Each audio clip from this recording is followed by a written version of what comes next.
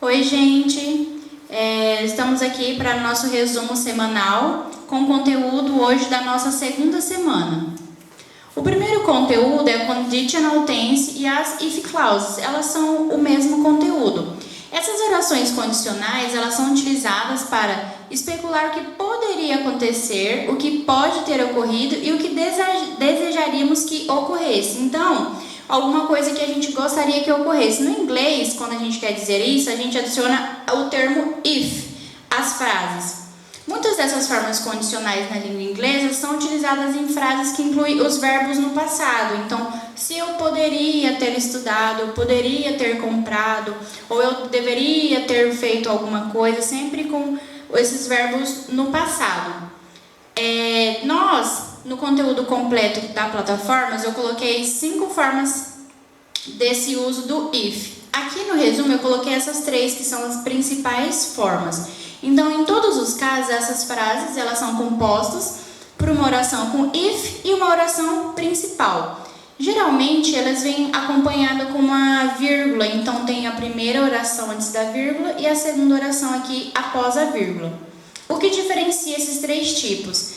Por exemplo, nessa primeira frase, se eu estudar, eu vou passar. Então, aqui a gente está falando do presente e aqui falando do futuro. No segundo exemplo, se eu estudei, eu passarei. Então, passado com o pretérito.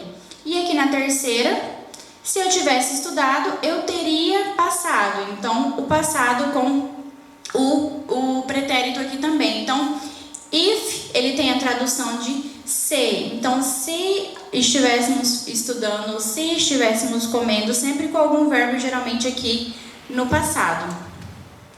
O segundo conteúdo é o conditional e o auxiliar would. Os modal verbs, que são esses verbos modais, tem alguns tipos que nós vamos estudar posteriormente, mas nesse de hoje a gente vai estudar would. Na língua inglesa, ele tem o papel de auxiliar o verbo principal de uma frase. Ele pode ser utilizado para fazer um pedido educado, um convite e além de transformar esse verbo principal em um verbo condicional. Então, para fazer um pedido, você poderia ir ou você gostaria de participar, por exemplo. Ele não tem significado algum, então eles não têm tradução, eles servem só para auxiliar os verbos nas frases. Ele é usado para modificar o verbo que está imediatamente após ele, transformando a frase em uma frase do futuro do pretérito. Ou seja, o verbo que vir logo após, o would, vai ter essa terminação ria. Então, gostaria, comeria, correria, por exemplo. Então, would you go with me to the party? Então, você iria comigo à festa? Então, essa parte do iria, como o verbo go, que é o verbo ir, está aqui próximo ao would, ele transforma o verbo ir em iria. No segundo exemplo, I would learn to play the piano. Então, eu aprenderia a tocar piano. Sempre o verbo ao lado do would, que vai ficar com essa tradução do ria aqui no final. Nesse terceiro exemplo, ele mostra como ficaria a forma abreviada do would. É só a gente acrescentar o apóstrofe e o D. Então, a gente pode usar a forma normal, I would, ou essa forminha aqui abreviada. Eles têm o mesmo sentido. Nas frases interrogativas, o would, como já foi mostrado nos primeiros exemplos, ele vem aqui no início da frase. Já nas formas negativas, ele continua aqui no meio da frase, entre o pronome e o verbo principal, mas a gente acrescenta um not. E aqui entre parênteses a gente tem o wouldn't, que é a forma abreviada do would not. Então, tanto faz a gente usar o would not ou o wouldn't, que é essa forma abreviada aqui. O terceiro conteúdo de hoje são os pronomes indefinidos. Então, para que eles servem? Eles servem para substituir ou acompanhar o substantivo de uma maneira imprecisa ou indeterminada. Eles não fazem referência a nenhuma pessoa, lugar ou objeto específico e por esse motivo eles são chamados de indefinidos, que eles não têm alguma definição. Os pronomes indefinidos em inglês, eles são classificados de 2 maneiras, de acordo com a função que eles vão exercer nas frases. Então, eles podem ser os pronomes substantivos e os adjetivos, mas hoje a gente vai ver os pronomes substantivos. Por exemplo, o primeiro deles, many e much. Então, essas duas palavras, elas querem dizer muito ou muitos. A diferença é em que casos nós vamos usar o many e em que casos nós vamos utilizar o much. Quando são objetos contáveis, coisas que a gente consegue contar, a gente utiliza o many. Coisas incontáveis, o much. Vamos ver aqui nos exemplos. Então, o many é usado com substantivos contáveis, itens que podem ser contados um a um. Então, por exemplo, I have many pens, canetas, no caso que é o objeto aqui da frase. Canetas eu consigo contar. Uma caneta, duas canetas, três canetas. Ou cadeiras, uma cadeira, duas cadeiras. Então, coisas que a gente consegue contar, nós vamos utilizar o many. Nesse segundo exemplo, there are many cats. Então, há muitos gatos. Gatos a gente consegue contar. Um gato, dois gatos, três gatos. Então, utilizamos many. Já aqui no much, são para esses substantivos incontáveis. Então, o que a gente não consegue contar? Água, por exemplo, algum tipo de líquido. Então, aqui nesse primeiro exemplo, there is so much water on the kitchen. Então, há tanta água no chão da cozinha. Mas por que é água que a gente não consegue contar? A gente consegue contar o quê?